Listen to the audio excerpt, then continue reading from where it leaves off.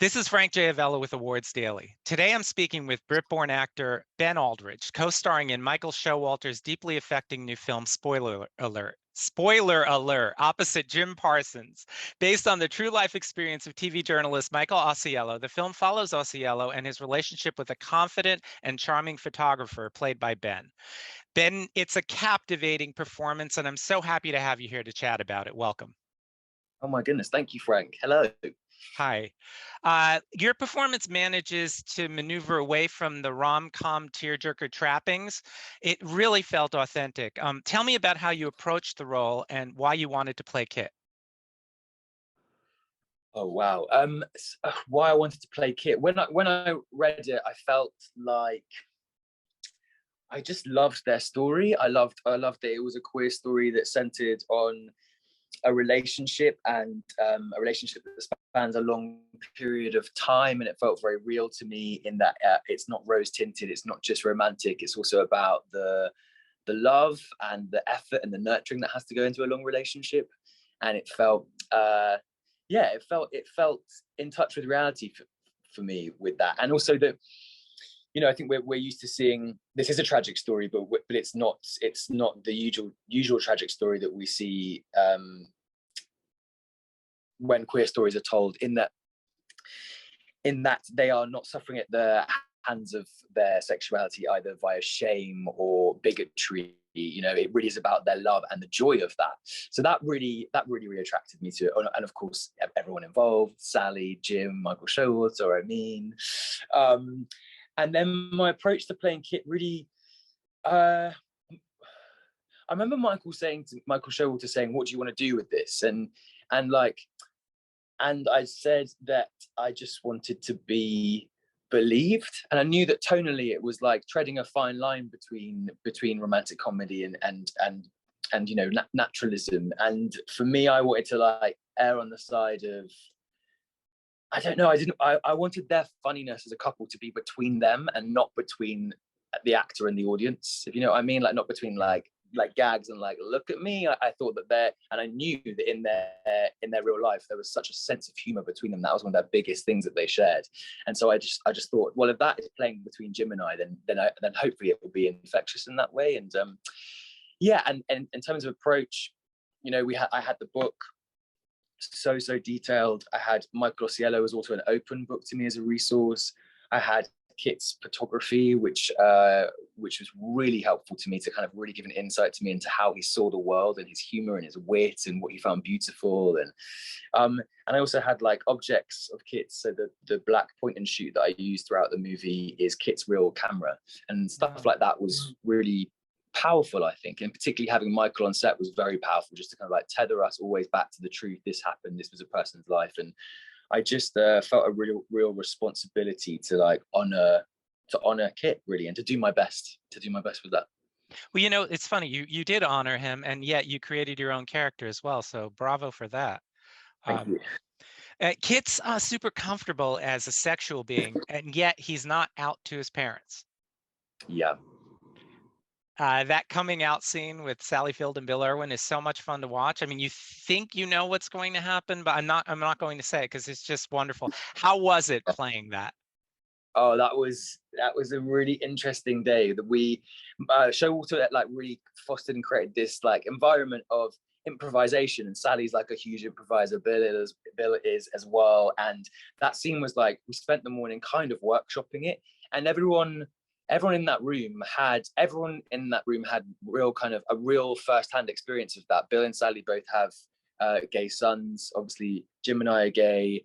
Sadie, who is in the scene, is also gay. We'd all had that moment individually in our own lives, and therefore kind of workshopping it, everyone had real input.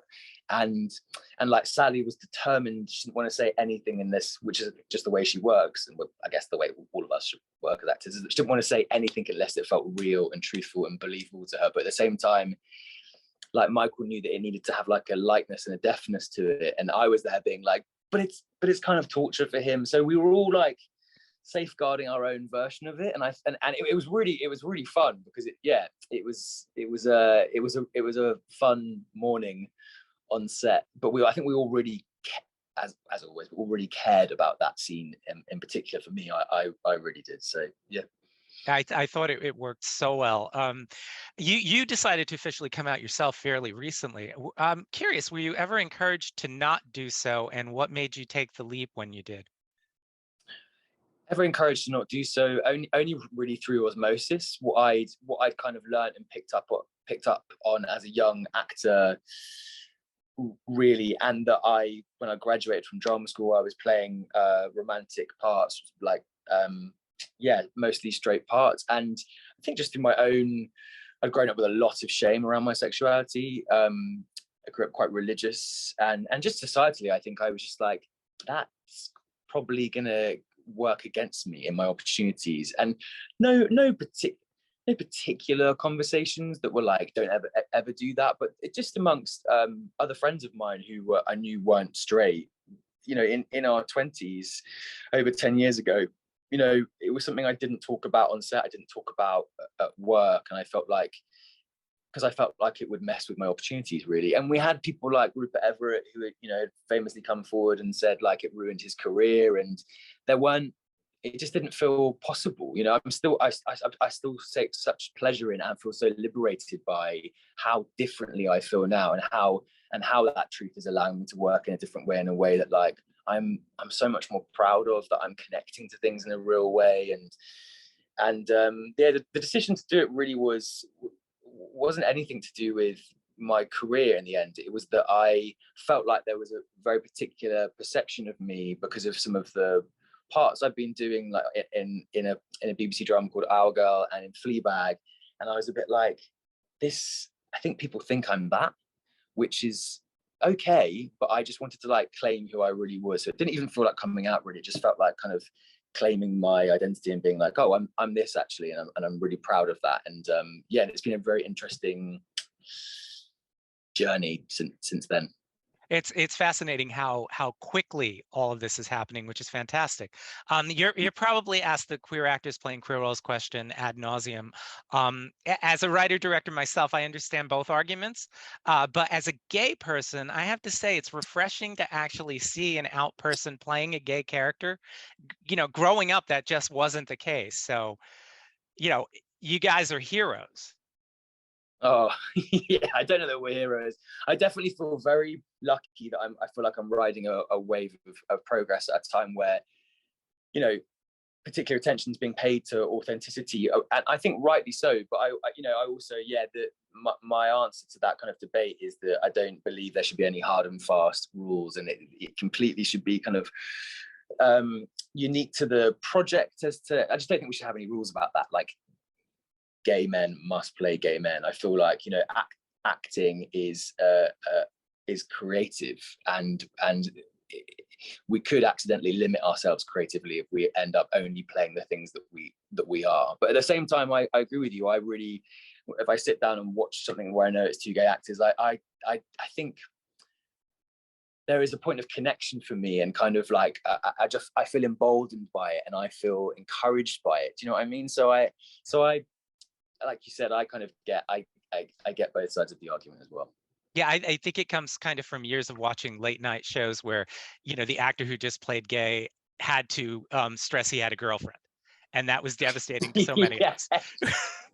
Yes, totally know what you mean. I'm curious, what were the challenges of playing somebody who is so full of life, because Kit is, and then having to come to terms with his own mortality?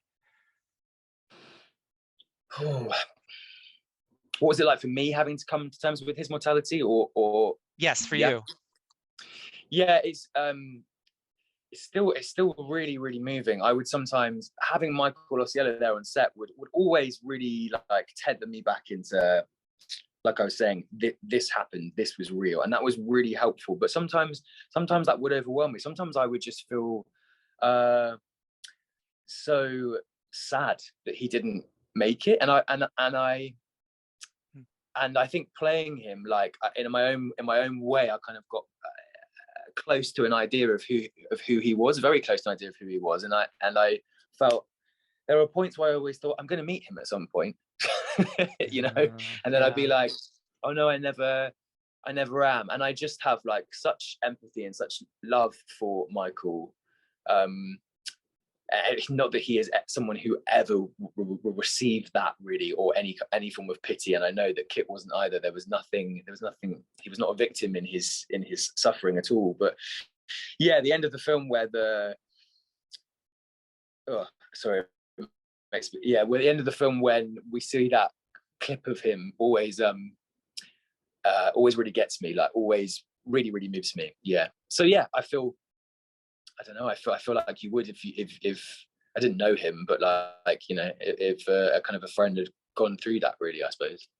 Wow. Well, you know, Ben, you mentioned your own upbringing, and I wanted to ask about The Long Call because I binged it last night, and it's just extraordinary. And you were the first UK primetime gay detective. Is that true? Yeah. Apparently, yeah. It's such a layered performance, and I wanted to, because Matthew's life is so complicated by his religious past and his homophobic teachings. How did you? Is that why you decided you wanted to do it? And how did you? I felt like you burrowed deep into his skin. Yeah, I did. Yeah, it came about in a funny way. I'd actually done the audiobook for it a couple of years before it was ever commissioned as a TV thing, and I found it a really affecting book to read. And then it kind of came together, and I was playing him. And there's so many crossovers about my own life and his life. It's set in Devon. It's set very near to where I grew up. It's about a very particular religious group that both my parents grew up in a similar religious group to that, and then converted to being born again evangelicals, which is how I was raised. So both of my grandparents were elders in that type of church. And not that I was ever pushed out because of my sexuality, but I definitely stopped following my faith that I grew up with because of that, and still don't now. And yeah, it was very close to home. It really was. Like, I really feel the shame that Matthew was carrying with him is something that I feel like I've dealt with a few years ago, but it's a very interesting thing to kind of tap back into that sense of shame. And I had a brilliant time making it, but it definitely was, even though I tried to kind of guard against it sometimes, there was like a catharsis to it, to playing that role. And sometimes it felt extremely vulnerable in some of the scenes, particularly with Juliet Stevenson, who plays my mum, who's so wonderful. But the tension between them, and I felt I was like, yeah, it was a very like moving thing to be a part of, for sure. So is it true that seeing cats inspired you to want to act? Yes. Yeah, it was the first. Who was I telling about this the other day? Someone was saying, someone was saying about how their first Broadway musical was something really classy, and that's what inspired them. And I was like, mine was Cats. I saw it when I was 8. My parents took me to the Bristol Hippodrome, which is not even in London, and yeah, got the T-shirt, got the tape, got the VHS, used to dance around my living room. So like, yeah, the Cats at age 7 or 8 was what started it off. Ben, do you feel like Fleabag was the turning point for you in your career, where you got, you were able to receive more of the parts you wanted to play? I don't know, really. It certainly is the thing that everyone is like. I'm so proud of being a part of it, a small part of it. I love it. I loved watching it. I loved reading it. I don't know. Yeah, I'm sure it had an impact in that it just like blew up. But I can't really tell, because I was doing a TV series. I was doing this DC Comics TV series anyway. So I don't really know. I do feel that like kind of coming out and being authentic and truthful has like, I think it's like changed the way I interact with what it is that I do, really, and that there's more of an honesty there, and there's less of a guardedness. And also the material, I think that I'm being sent has changed because of that. I'd have to acknowledge that like it has changed my opportunities, which is very much a byproduct, and one that I'm like really thrilled about, because I think the years towards moving towards that, I was thinking like I want to connect to what it is that I do more. I want to tell stories that I really care about and engage with, and I want to play opposite other men and do love stories and stories about our community. So yeah, but I'm sure Fleabag, had a hand in there for sure. Well, and speaking to that, my final question is going to be about asking you to tell us whatever you can about M. Night Shyamalan's queer-themed Knock at the Cabin. You're playing opposite Jonathan Groff, and I think it's coming out here in February. Yeah, what can I I don't think I can tell you anything about it. I can tell you that it was extremely intense to make. We had a lot of fun, Jonathan and I, and Nikki Muka Bird and Abby Quinn and Dave Bautista and Rupert. We became such this little cabin gang, and we fully got cabin fever making it, because we were in that location forever. And Night is wonderful, but yeah, it's the most intense and harrowing script I'd ever read, ever. And some of filming it was like that. We had a lot of fun when we weren't in those scenes, but yeah, it's intense, and I hope it turns out to be a very intense and very thrilling film. But I've certainly never done anything like that. I've never played that level of fear for as long in my life ever. Well, Ben, I want to thank you for taking the time, also for giving us this wonderful character in Spoiler Alert. I think it's a terrific performance, and also for being an actor that's willing to bounce back and forth, not just through mediums, but I also saw you in a short film called Thrive, which you're fantastic in. So please, you're welcome. So please keep giving us all of it. Gonna try, Frank. Have a great day. Thank you very much. Lovely to chat to you. Thank you. Thank you.